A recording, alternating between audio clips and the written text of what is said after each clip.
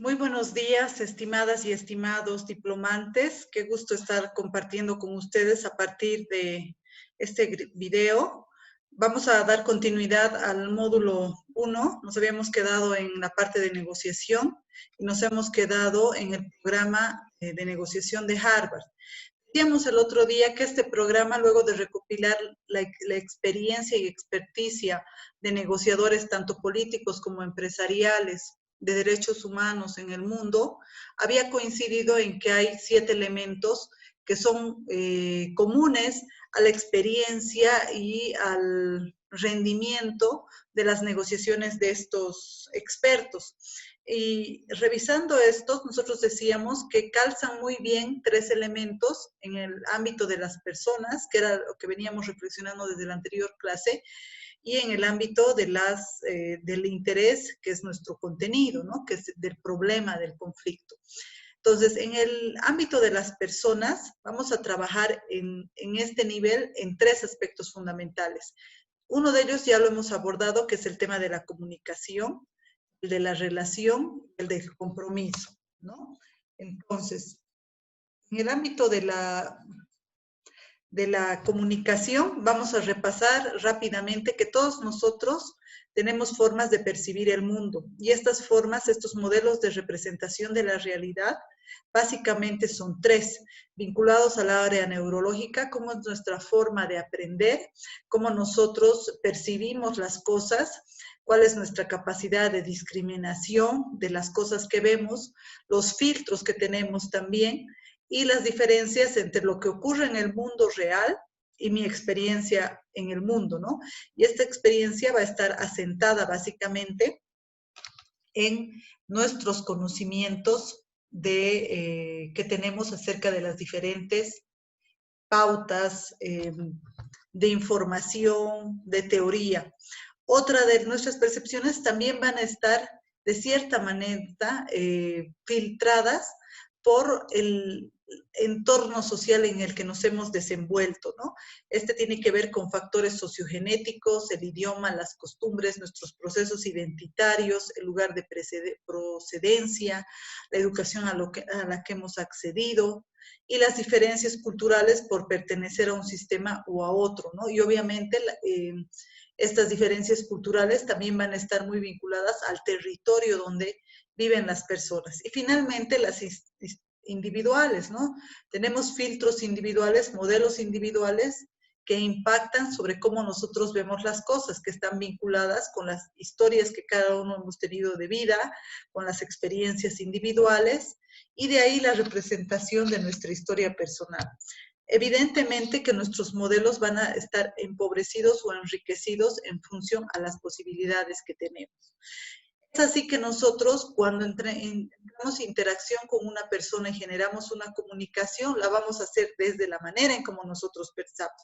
Por eso es importante también no olvidar que nosotros tenemos,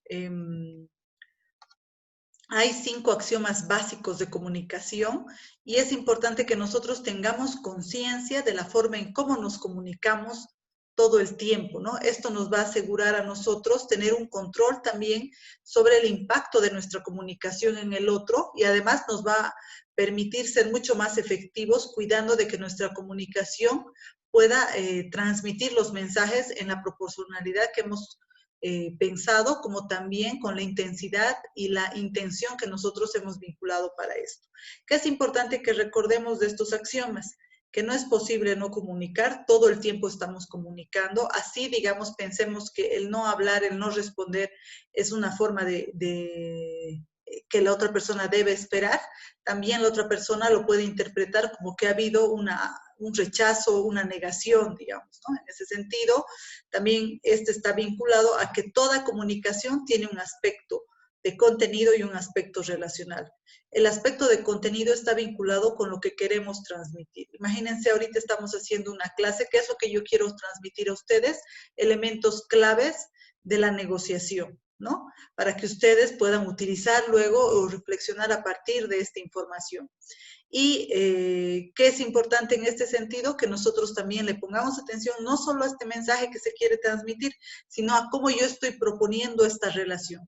Lo estoy haciendo desde el lugar de una docencia, lo estoy haciendo desde la responsabilidad de pasarles la información, ¿no? Entonces, la comunicación siempre va a vincular lo que queremos mandar como mensaje y la forma en cómo se aborda ese mensaje. Y para eso no nos olvidemos, la vez pasada hablábamos del contexto.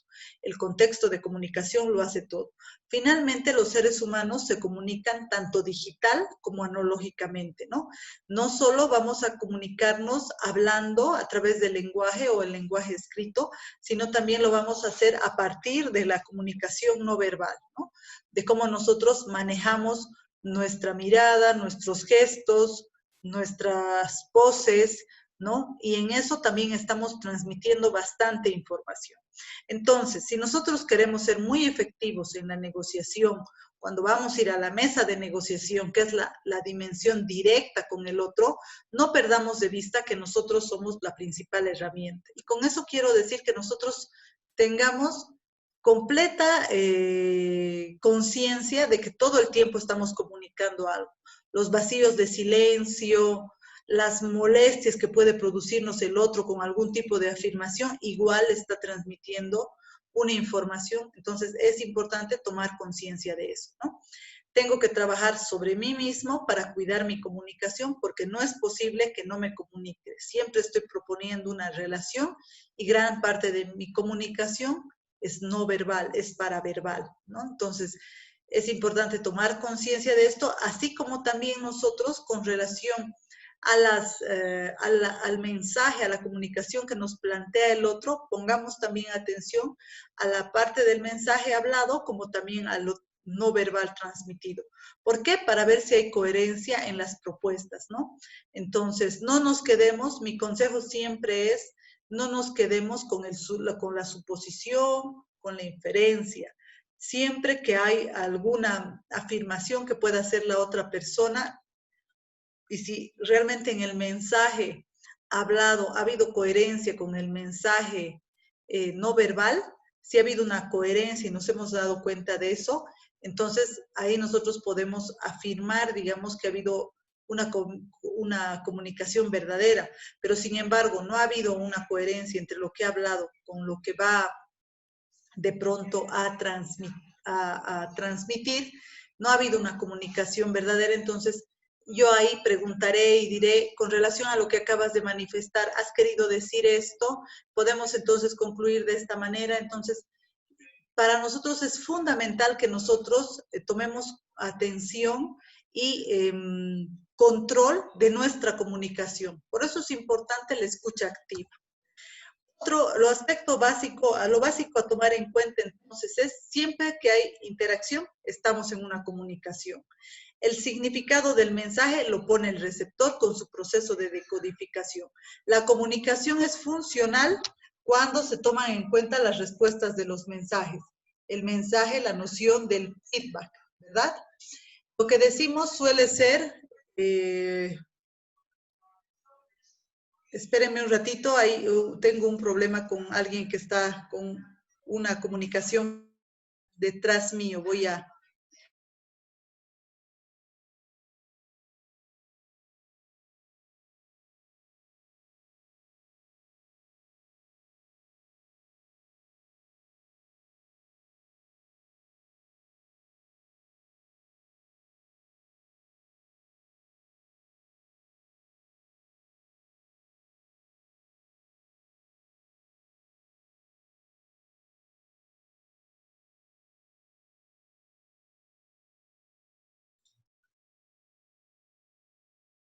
Bueno, perdón.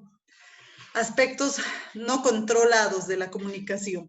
La comunicación es funcional cuando se toma en cuenta las respuestas a los mensajes, noción de feedback, ¿no? Cuando hay esta coherencia entre el mensaje que se ha transmitido y el mensaje que hemos entendido.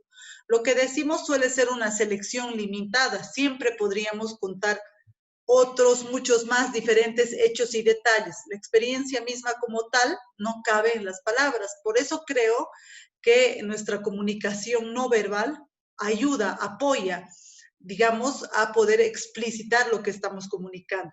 El contexto influye en la comunicación y la significa lugar, momento, posición de los que conversan. Imagínense si yo decido, o alguno de ustedes, invitarles a una cena, ¿no? A cualquiera de ustedes, sea hombre o mujer, pensémoslo así. Entonces yo les digo, voy a invitarte mañana a cenar, quisiera que vayas a tal restaurante que es mi favorito y preguntes por una reserva. Entonces uno de ustedes va a ese restaurante a la hora que le he propuesto en la invitación y al llegar pregunta, buenas noches, tengo una reserva a nombre de Daniela Guzmán y la mesera les acompaña y les dice, vamos por aquí y los aleja en el restaurante hacia un lugar más privado. Y cuando ustedes están llegando, ven una mesa redonda con un mantel rojo, con unos pétalos de rosas y con un champán. Entonces, ¿qué estoy proponiendo con ese contexto? ¿Qué tipo de comunicación? ¿Qué mensaje estoy mandando? ¿No? Entonces, siempre va a influir el contexto.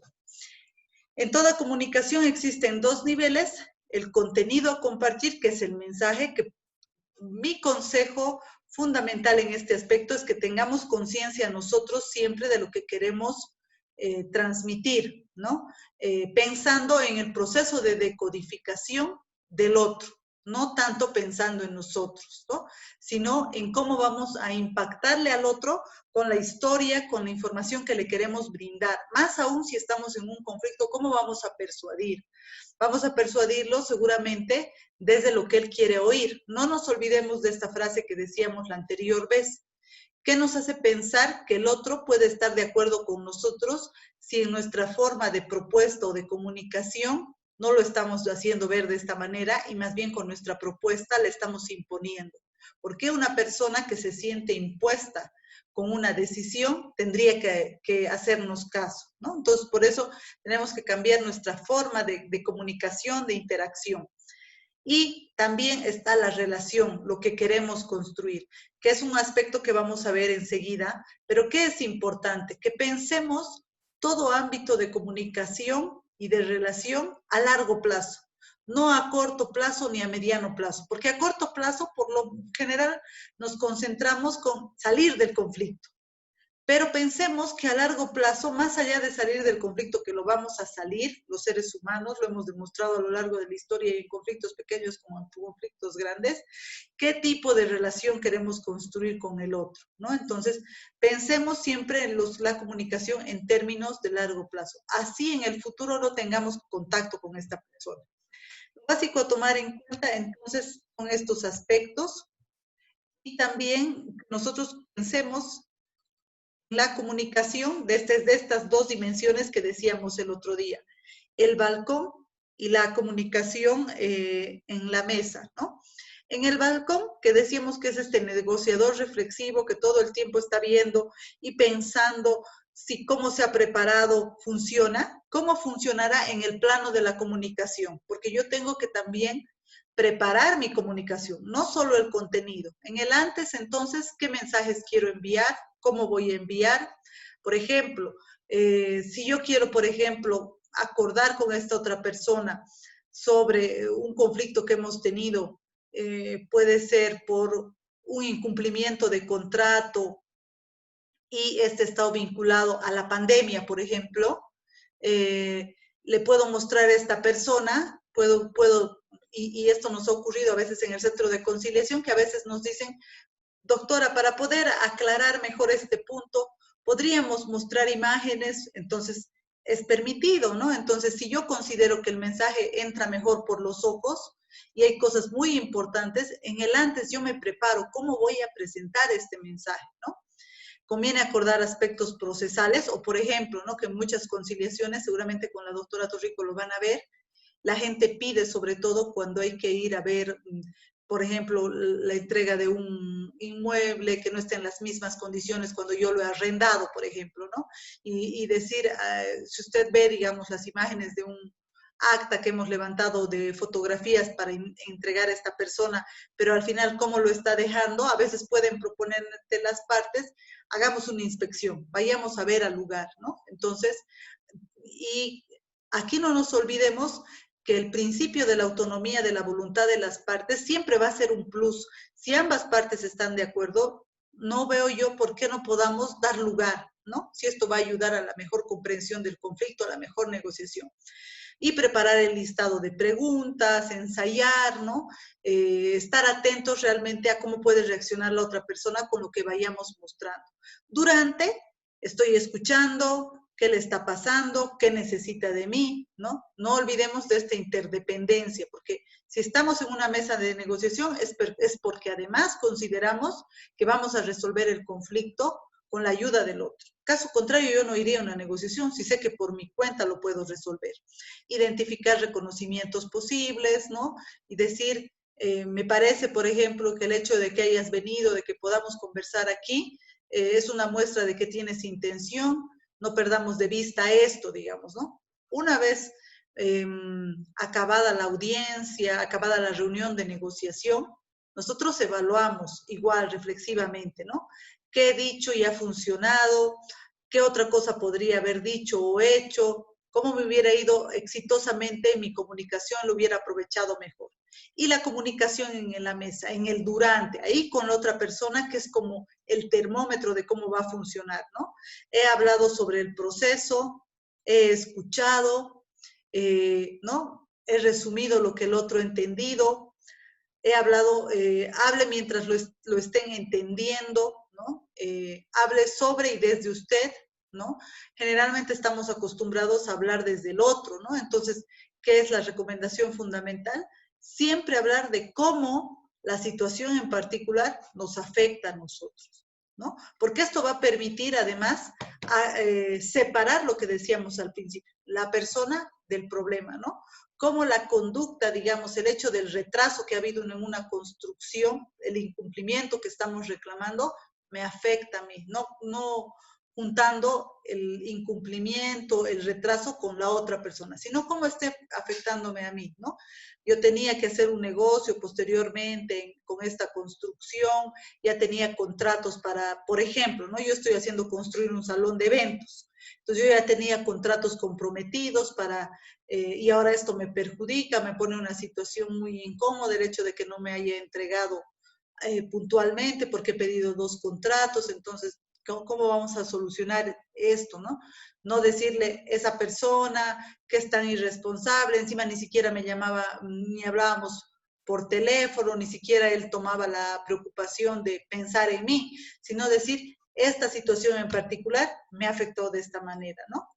No use el sí, pero, ¿no? Pero bueno, que siempre utilizamos el pero, ¿no? Alguien nos dice algo, pero yo pienso, entonces dejemos de lado el pero, porque es justificativo, ¿no? Y cambiamos el paradigma de nosotros versus ustedes, ¿no ve? Entonces, busquemos que esta comunicación sea inclusiva, ¿no?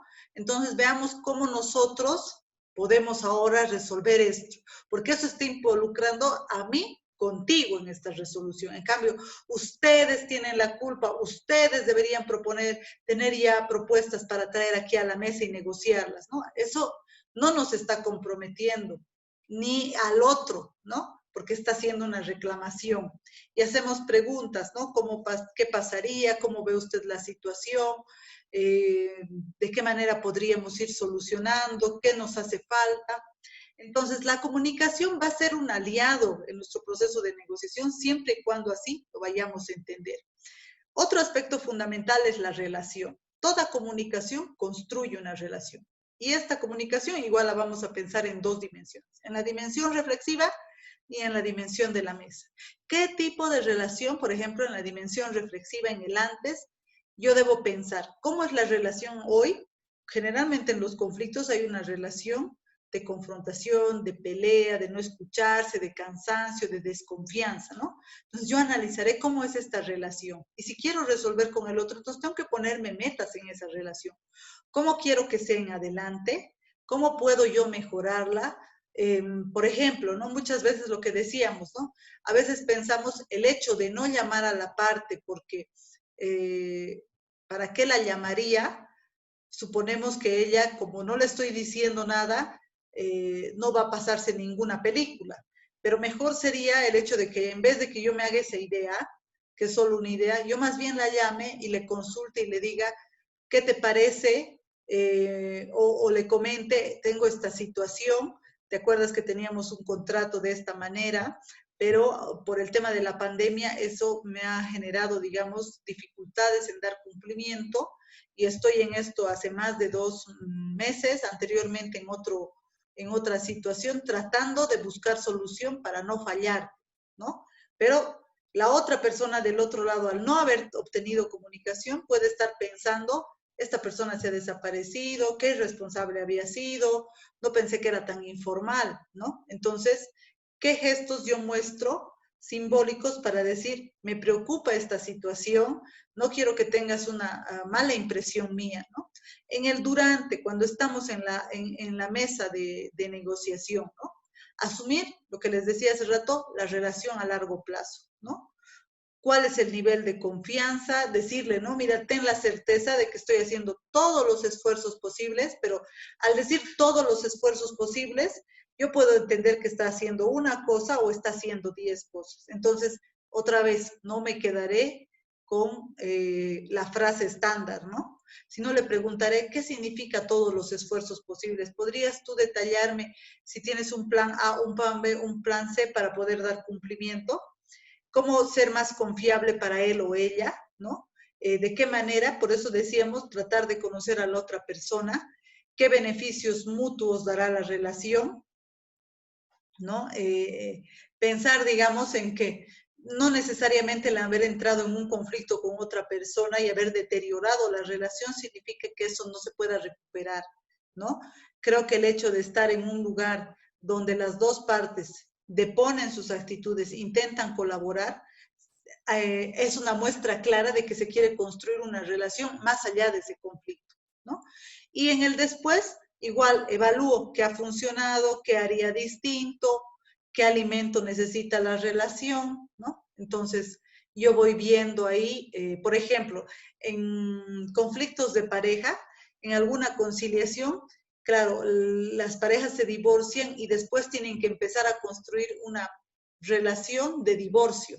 Y esta relación de divorcio tiene que ser respetando a cada una de las partes y entendiendo en qué lugar, en qué contexto están cada una de ellas y con relación a los hijos, ¿no?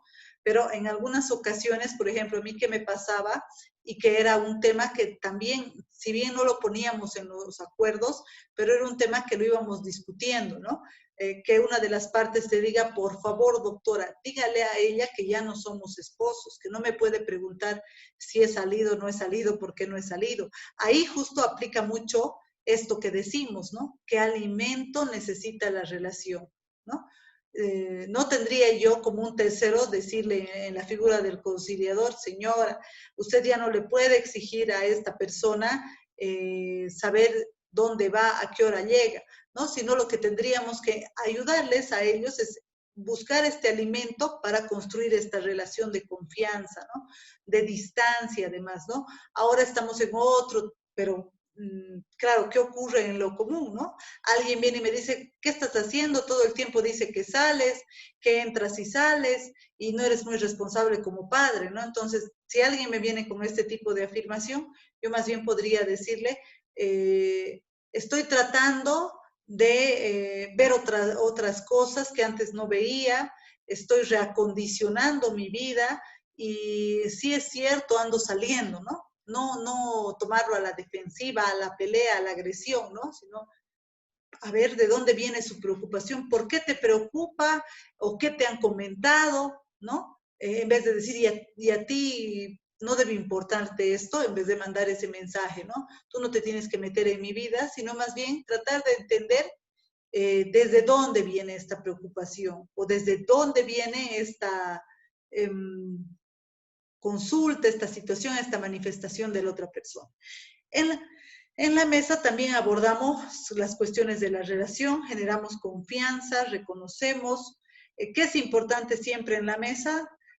A veces es muy difícil por los conflictos que pueden tener las personas y que hayan ellos perdido la confianza, pero además en condiciones, digamos, de mucha pelea, de violencia, ¿no? Entonces, hay no ganas de estar con el otro, ¿no? Pero entonces aquí es importante tratar de generar un ambiente donde las partes puedan mirarse frente a frente, puedan desde otro lugar, que es un nuevo lugar, el de la negociación, hablar de lo que ahora les interesa. Entonces, generar confianza, de reconocer, usar gestos simbólicos, ¿no?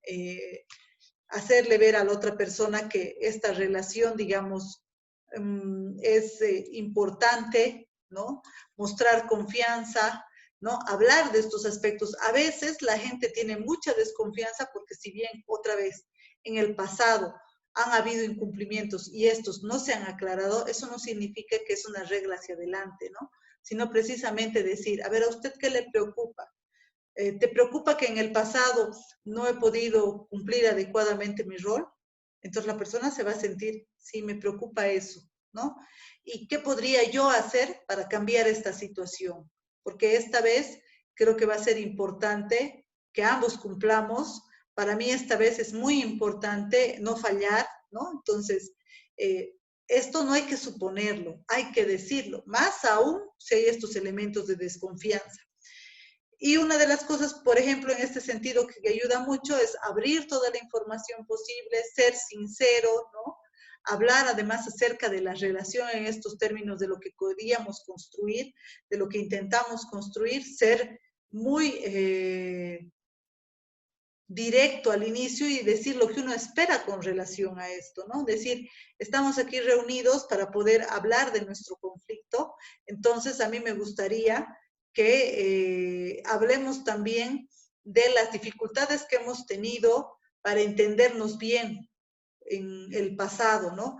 Entonces, eso a mí me genera mucha incertidumbre si se va a cumplir o no, porque en el pasado a veces nos poníamos de acuerdo en algo y no cumplía.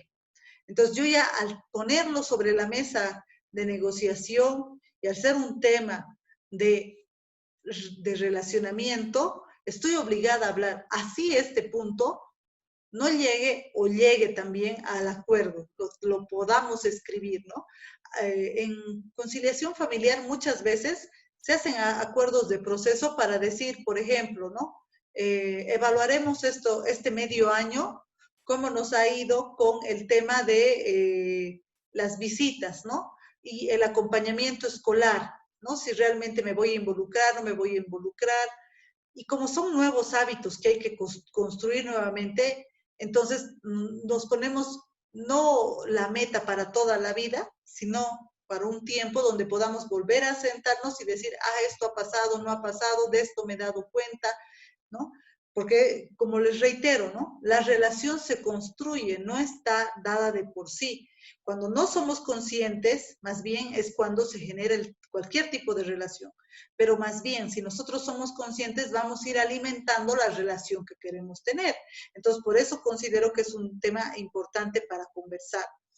No indagamos para atrapar a otros, sino preguntamos para entender, ¿no? Aquí no vamos a nosotros entablar una comunicación o un tipo de preguntas para buscar el culpable, ¿no? Vamos a hacer preguntas para entender el punto de vista del otro, para entender por qué ha procedido de esa manera y cómo ha impactado en mí lo que esta persona ha hecho o ha dejado de hacer. Esta relación, indudablemente, tenemos que buscar que genere de ganador a perdedor, a ambos ganan, ¿no? Estamos aquí porque ambos queremos solucionar esta situación, del pasado al futuro, ¿no? El presente. El futuro es lo que queremos construir, pero estamos en un presente. Del que está mal al que se puede hacer y de usted y yo a nosotros, ¿no? Esto es fundamental. ¿Cómo generamos confianza? Estar presente aquí y ahora, no hay nada más importante. Estoy íntegramente yo aquí, conectarnos primero con uno mismo, con lo que me pasa a mí, con lo que estoy sintiendo y con lo que pasa al otro, escuchar con curiosidad, ese deseo de querer entender por qué ha hecho de determinada manera, preguntar con respeto, respetar, mirar y volver a mirar al otro como un legítimo otro, ¿no? Mi pregunta no va a ser otra vez para encontrar al culpable o para justificar una actitud, sino va a ser para poder entender. Ser previsible, explicar en detalle lo que hago y lo que haré y dar las razones para hacerlo. Es importante entrar en mucho detalle, ¿no? Como decimos en Cochabamba, en un término muy quechua, con chuicitos. Ser eficaz, mantener el propósito de servicio, mostrar resultados, ¿no? Cómo establecer una relación de confianza, acercarse, no esperar a que vengan, presentarse con claridad, estar siempre atento al feedback, no interrumpir, decíamos la otra vez, esto ayuda también a que la otra persona vaya viendo elementos, porque cuando estamos queriendo interrumpir es porque estamos a la defensiva. Ese es el mensaje que le estamos mandando. Pero reitero, ya no estamos en la relación del pasado, estamos en un presente y estamos vinculando hacia un futuro. Entonces, los ejemplos que tenemos que dar es justamente cómo nos estamos concentrando a este aquí y hacia adelante. Entender sus percepciones y necesidades, ¿no? Tratar de ser asertivos, empáticos. ¿Cómo soy empática? Cuando realmente yo puedo ponerme en los zapatos del otro. Y entender que hay muchas cosas en común que nos pueden estar uniendo, más allá de las grandes diferencias que inevitablemente uno tiene con el mundo, ¿no? Dar información, ser clara y precisa, solo cuando se me escucha, si no es el mejor el silencio, ¿no? Crear un canal eficiente de comunicación, identificar personas, no solo instituciones, y acordar procesos claros y sencillos, preguntar con curiosidad, escuchar con respeto. El compromiso, que es el último aspecto fundamental vinculado a las personas que identificaban estos negociadores, hay que generarlo igual desde el balcón y desde la mesa de negociación. ¿Cómo yo pienso en el compromiso en términos de lo que estoy buscando con el acuerdo que voy a llegar en la negociación? ¿No? Primero, ¿cómo muestro compromiso? En el antes, si yo tengo toda la autoridad para asumir el proceso y asumir el compromiso. También que muchas veces estamos metidos en conflictos que pueden impactar al otro, ¿no? Puede ser que nosotros somos una empresa dedicada a la construcción y somos 3 socios. Entonces, a mí me han mandado para ir a negociar y no soy una negociadora muy equilibrada. Entonces yo tengo que darme cuenta que todo lo que yo negocie no solo me va a impactar a mí como empresa y como su representante legal, sino que hay socios que están esperando y dependen de esta solución. O lo mismo en las familias, ¿no? Tenemos un conflicto familiar y muchas veces el impacto de nuestra negociación va a ir directamente a la otra persona, y si nosotros no estamos, no es un aspecto que lo hemos conversado al interior con las personas a las que les puede impactar, pueden sentirse traicionadas o pueden incluso bloquear luego los acuerdos que hagamos. Identificar los temas en los que podemos comprometernos y en los que requerimos consulta de esos terceros, y diseñamos también no solo compromiso con relación a lo que me interesa, el contenido, sino también con relación al proceso, ¿no? Lo que decía hace rato, si nosotros queremos y consideramos que una inspección va a ayudar, entonces decir, para mí es importante que vayamos y veamos allá cómo están ocurriendo las cosas. Teníamos nosotros un conflicto en el centro con una obra donde se tenía que ver construido un pozo a una empresa. Esta empresa no ha construido el pozo y por eso ha sido demandada, pero inició trabajos. Al final, la empresa que contrató tuvo que contratar a otra segunda empresa y hacer en el tiempo que preveía esa obra en otro lugar. Producto de eso, se borraron todas las evidencias, ¿no? Entonces, para la empresa era importante decir dónde primero se había fijado y donde ellos habían intentado hacer la obra y donde tuvieron muchas dificultades porque el suelo que existía ahí era mucho más pedregoso, y al final ellos querían ir a la inspección a pesar de que estaban borradas todas las evidencias, pero solo para mostrar y hacer alguna demostración seguramente de que era pedregoso en función donde finalmente se había diseñado el pozo, y se hizo más rápido porque no eran las mismas condiciones del suelo, ¿no? Pero para ellos era importante que se muestre esto porque era como un punto muy contundente para poder negociar. En el durante, completamos y corregimos nuestro mapeo de actores, esto de pensar, hay 2 socios más, hay 3 socios más, está mi nueva esposa que realmente está sorprendida con este tipo de demanda de asistencia familiar, ¿no? Completamos la idea sobre esta tercera mesa, porque lo que negociamos aquí impacta a una de las mesas que es de un lado, de la que yo provengo, y a la otra, de la que proviene la otra persona. Identificamos la posibilidad de una cascada de acuerdos. A veces nosotros sujetamos o lo hacemos todo o nada, ¿no? Y la vida siempre es una escala de grises, ¿no? Tal vez podemos ir acordando algunos aspectos, pero no deberíamos esto en la mayoría de los casos yo aconsejo cerrarlos si no se comprometen con los otros, porque puede ser que en el camino al cumplimiento y si generamos una buena relación, una confianza, estos otros que estaban muy cerrados pueda hacer una apertura más bien para abrir hacia los otros, ¿no?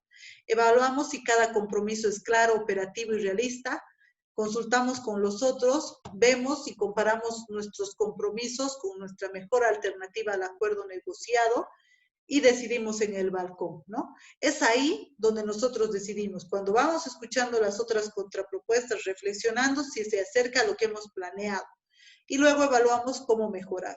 En la mesa exploramos qué, si hay ánimo o voluntad de compromiso, ¿no? Y esto, ¿cómo nos vamos a dar cuenta? A través de la comunicación.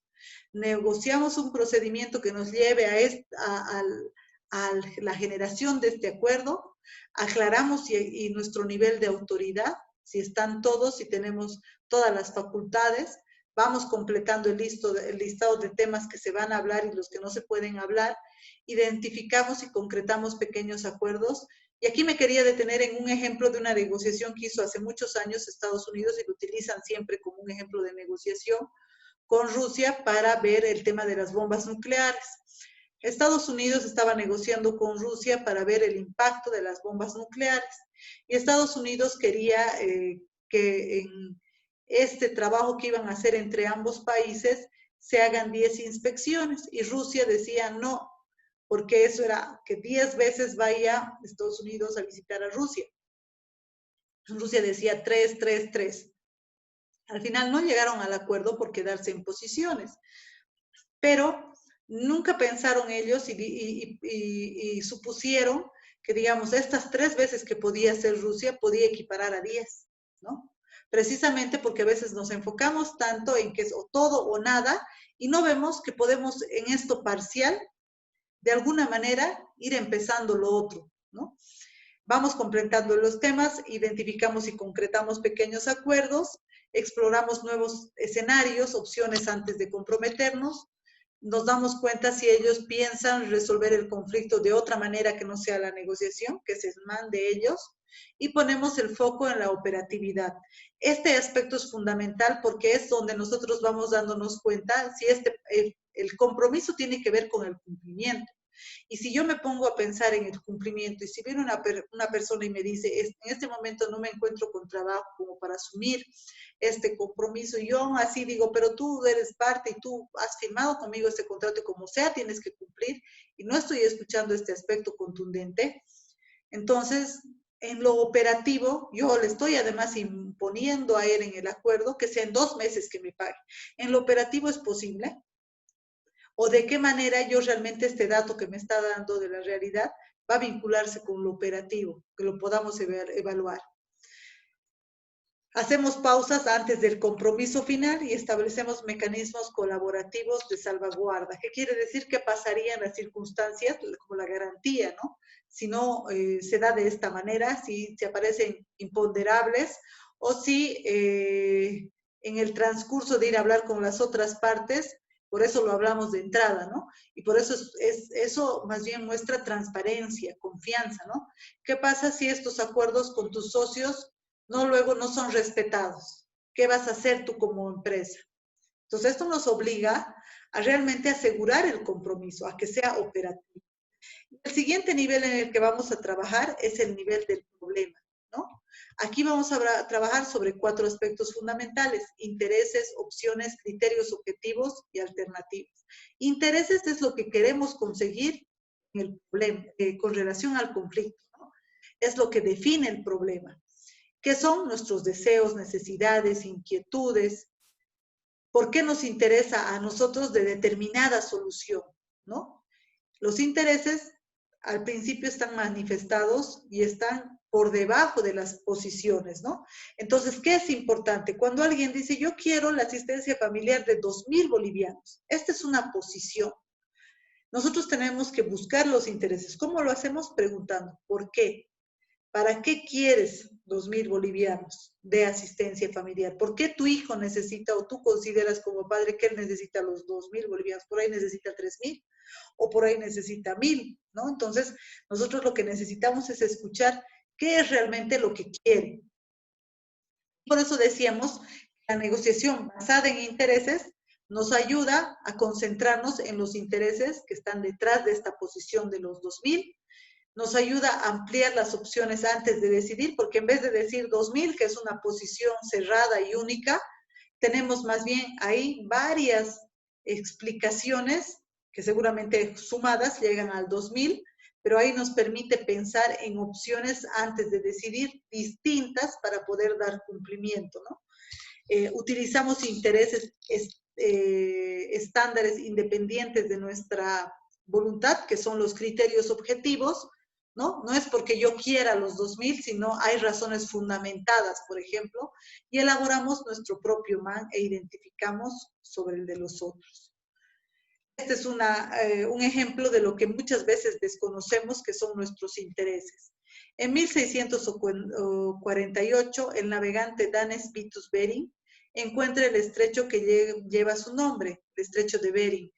En 1680, los españoles, viniendo desde California, fundan ciudades como Valdés y Córdoba en la península de Alaska.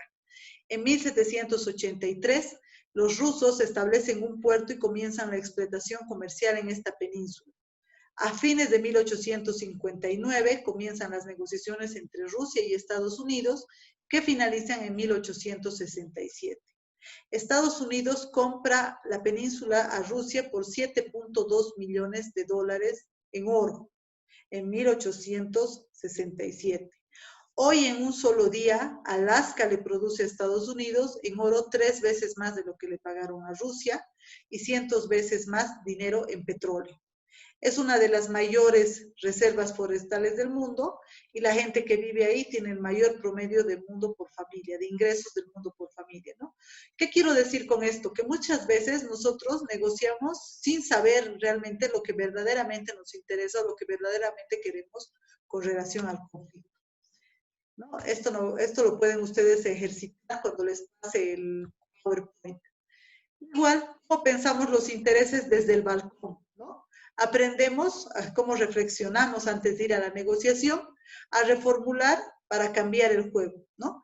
¿Cómo reformulamos? Mejor si utilizamos las palabras, el lenguaje con el que la otra persona está más familiarizada o tomamos en cuenta los intereses de la otra persona.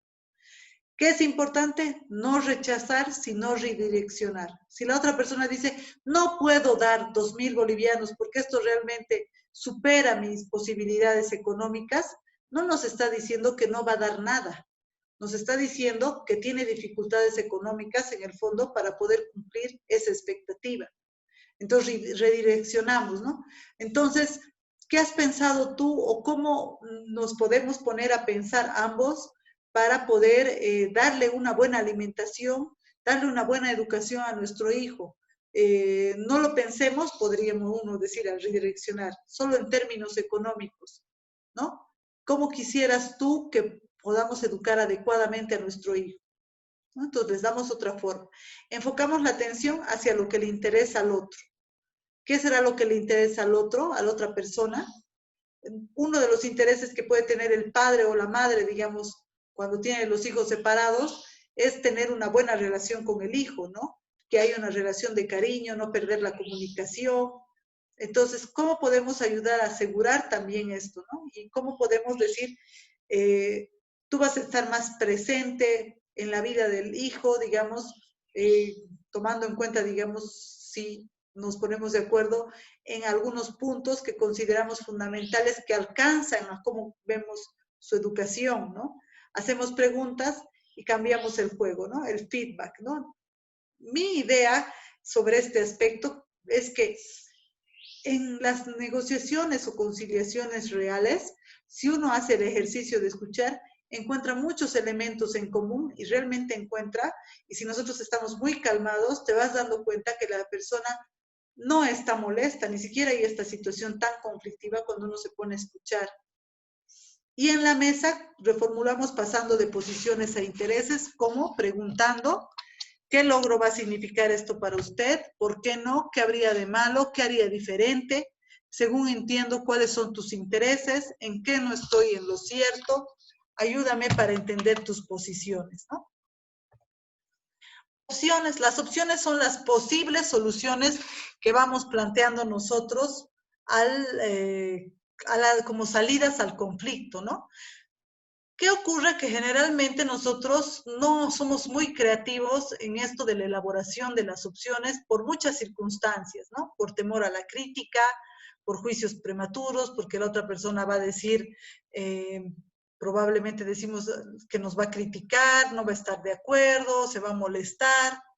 Supuesto de que el tamaño de la torta es fija, a veces pensamos, decíamos en la negociación distributiva, que hay una sola cosa para dividir, cuando en realidad lo que podemos hacer es crear más opciones que hagan el paquete mucho más interesante, ¿no? Yo creo que y pensemos siempre la negociación de los conflictos en términos de una negociación comercial, ¿no? A mí me han mandado para negociar que se haga una feria, por ejemplo, ¿no? Daniela, vas a ir a negociar en la Cámara de Comercio con ENDE, por ejemplo, que ellos puedan hacer una feria para sus proveedores, para todos los materiales que compran al año. Entonces yo tenía que ir a negociar una feria. Eso no implica que yo negocie que esta feria la podamos subdividir, digamos, en componentes electrónicos, en componentes de construcción.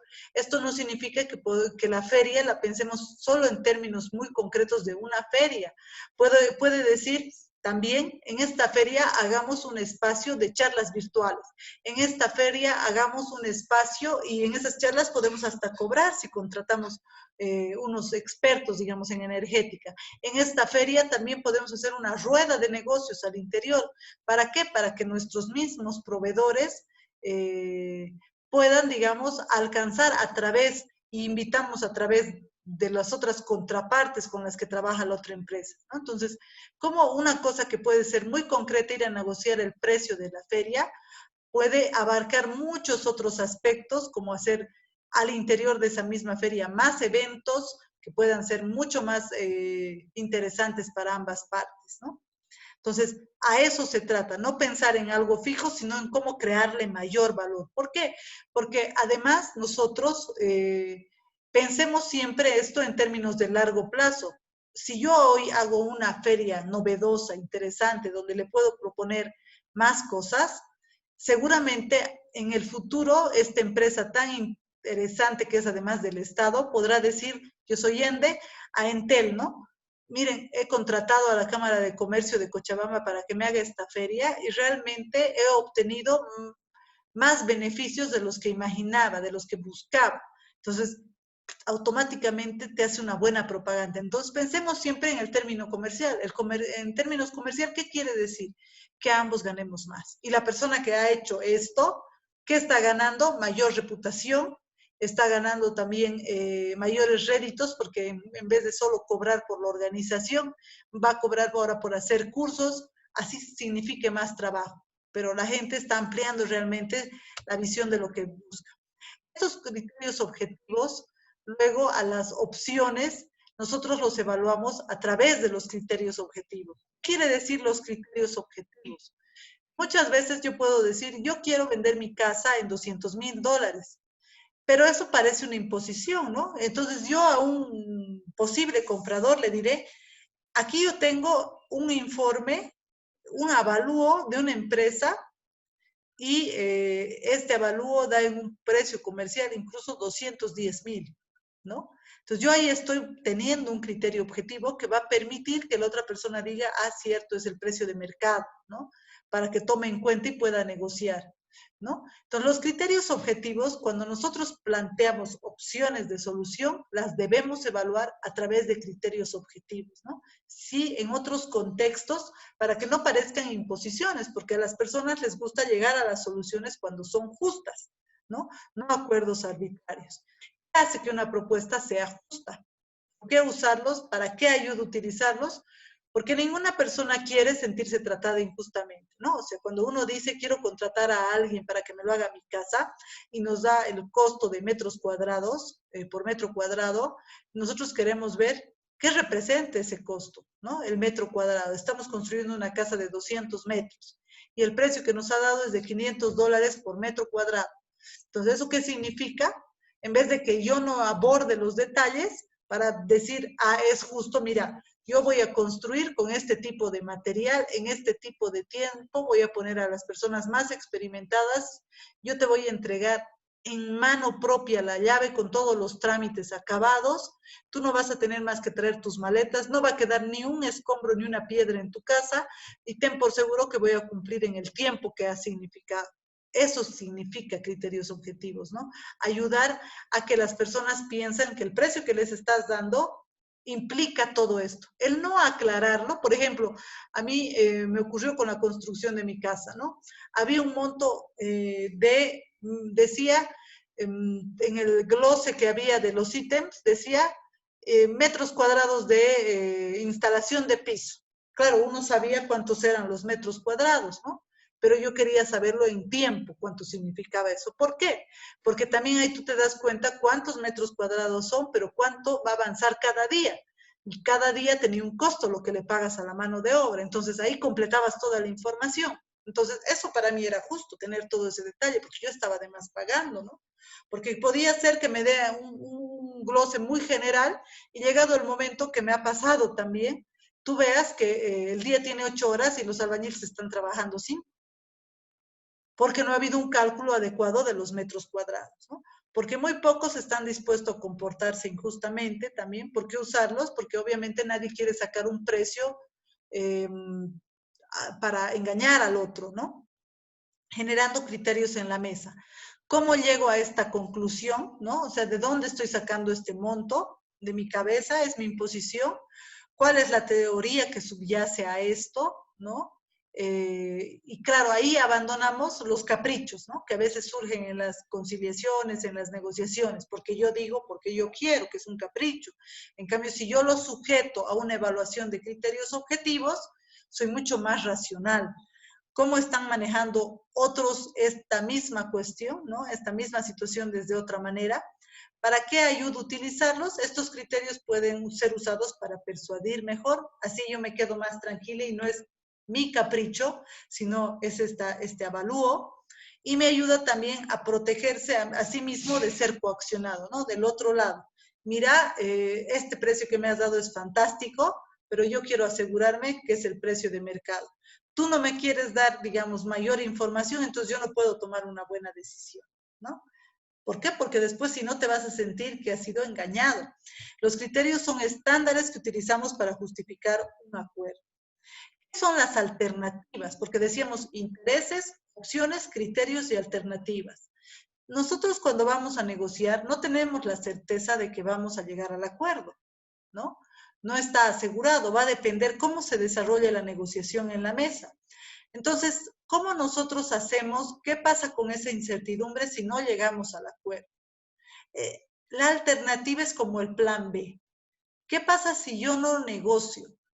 ¿O qué pasa además si negociando llega un acuerdo malo? Eso quiere decir que no tengo una alternativa, porque yo al momento de planificar mi negociación, también yo debería planificar la alternativa. ¿Qué quiere decir? En el caso de que yo no negocie, voy a ir inmediatamente a hacer un juicio, ¿no? Y ahí esto se vuelve una alternativa cuando igual está bien planificado. Voy a recurrir a otro medio para conseguir lo que quiero. Esa es la alternativa. Y sirve un seguro porque nosotros sabemos que cuando estamos negociando, si la negociación se torna incómoda, porque nos están imponiendo, pero si yo tengo mi alternativa, digo, bueno, hasta aquí llegamos, vamos a considerar todo lo que hemos trabajado para una futura negociación, pero por el momento, de la forma en cómo estamos viendo las cosas, consideramos que no nos estamos aproximando a lo que a nosotros nos interesa. Entonces creo que vale la pena no seguir desgastándonos, mejor nos vamos a un arbitraje, a un juicio, ¿no? A otro medio que me permita resolver y obtener lo que yo quiero. Hace poco, por ejemplo, en el centro estábamos atendiendo un caso que entró como conciliación. Había esta intencionalidad de la otra parte de decir, sí, colaboraremos, haremos por un incumplimiento en la entrega de una tienda. Y la parte que ha demandado, que pedía la conciliación, decía yo, ya no quiero que me entreguen la tienda porque no está en las condiciones como estaban planificadas y por el tiempo transcurrido, y además si yo no venía y les pedía devuélvanme la tienda, entréguenme la tienda o devuélvanme mi dinero, si yo no hacía esta gestión, ellos nunca me hubieran llamado y hubieran transcurrido más de 2 años. Entonces yo he pagado la tienda, han pasado 2 años, no me la han entregado, me la han querido entregar recién antes de venir a la conciliación, pero en 2 años me han perjudicado. Entonces yo quiero que me devuelvan mi dinero más los daños y perjuicios por este tiempo que ellos han ganado con la inversión de mi dinero. La otra parte decía, entregaremos la tienda, le vamos a hacer unas cuantas mejoras, te podemos dar un seguro por un año. Empezó a hacer esas concesiones para poder, digamos, solucionar. Pero al final la señora decía, no, ya no quiero la tienda, es que efectivamente ya no quiero, me he comprado otra. Realmente no quería tener 2 tiendas. Entonces, aquí nosotros nos preguntamos si vale la pena seguir negociando. La señora esperaba que le devuelvan lo que a la tienda más lo que ha perdido, pero la otra parte no estaba de acuerdo. Entonces, ella tenía otra alternativa, irse al arbitraje. Y como lo habíamos modificado al inicio, entonces ahora están en el arbitraje. Y ahí seguramente ella, si tiene un buen abogado y ha hecho un litigio estratégico, puede conseguir lo que está buscando, que es que se le paguen los daños y perjuicios, ¿no? Por el lucro cesante, por el dinero que tiene ahí estancado. Y los otros, bueno, tendrán que conseguirse un abogado que les ayude a disminuir, digamos, la pretensión de la señora. Esa es la alternativa. Que yo en la negociación me doy cuenta que no estoy obteniendo lo que quiero. Entonces, por eso es un seguro, una alternativa. Porque entonces yo digo, la dejaremos aquí. Yo voy a conseguir esto de otra manera. Para construir la alternativa hago preguntas para bajar a la realidad. ¿Qué puedo hacer si no hay negociación? Con eso construyo la alternativa. ¿Qué es lo mejor? ¿Qué debería ser realmente? ¿Cuáles son las consecuencias positivas si no logramos un acuerdo? ¿Cuáles son los costos de no acordar? Y generamos reflexión, ¿no? Porque puede ser que no tenga yo una cláusula arbitraria y entonces el arbitraje no sea una opción porque no se va, la otra parte no va a querer acceder, digamos, al arbitraje. Que el arbitraje es un medio súper rápido para resolver el conflicto que un juicio, ¿no? Que puede demorar hasta años. Esto lo vamos a pasar, lo leen. ¿Cómo nos preparamos para la negociación?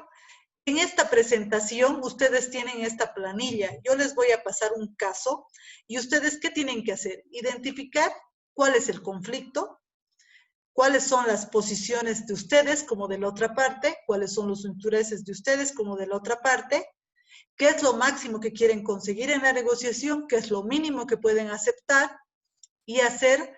Siempre es bueno, ¿no? Están preparándose, están como en el balcón. La lista de opciones que quieren plantear para esa solución, con qué criterios además ustedes van a poder justificar su interés, persuadir al otro, y qué pasa si aún así, habiéndose preparado, la negociación no funciona. ¿Qué otra alternativa igual ustedes tienen para sentirse tranquilos y decir, no, no avanzamos, mejor vámonos al arbitraje, vámonos al juicio, pero ¿cuál sería su alternativa? O otra puede ser, ¿no? Y la de la otra parte. Los negociadores exitosos tienen claro lo que quieren y si no lo consiguen, se van, porque tienen lo último que decían estos negociadores a los que el programa Harvard consultó. ¿Qué pasa si no negocio? ¿No? Voy a obtener lo que quiero de otra manera, ¿no? ¿Cuántas son las fases de la negociación?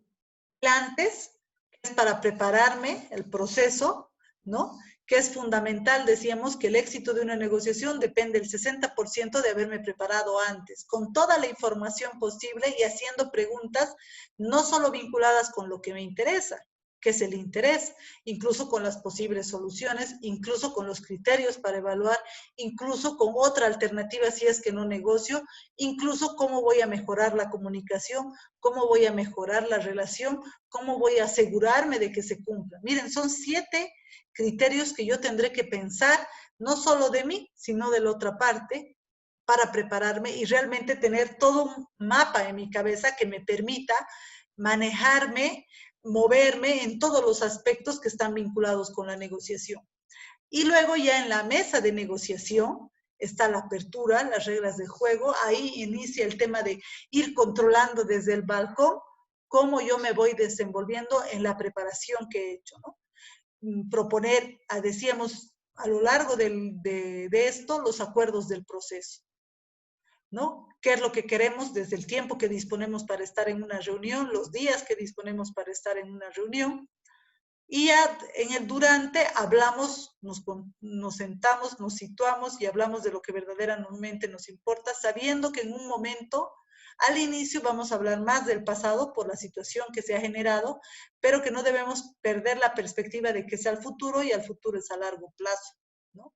Y que estamos en un presente. O sea, no estamos ni en lo que queremos construir y tampoco ya estamos en el momento en que se hubiera generado la controversia. Entonces, el momento en el que estamos es con plena conciencia de qué vamos a hacer ambas partes en un lenguaje inclusivo con la resolución de nuestro conflicto. Y lo siguiente es, bueno, y ahí llegar a acuerdos, y lo siguiente es el establecimiento de compromisos. ¿Para qué? Para ver si cumplimos, le hacemos seguimiento. Estas son las fases de negociación. Esto era lo que nos faltaba. Bueno, en estas fases están más desarrolladas. Yo les propongo, les voy a pasar la presentación ahora y que podamos nosotros revisar luego nuestra presentación, la última parte, y más tarde cuando nos podamos encontrar, conversar sobre esta charla del día de hoy, ¿ya? Que tengan un buen fin de semana, un buen domingo y nos vemos hasta más un ratito. Muchas gracias.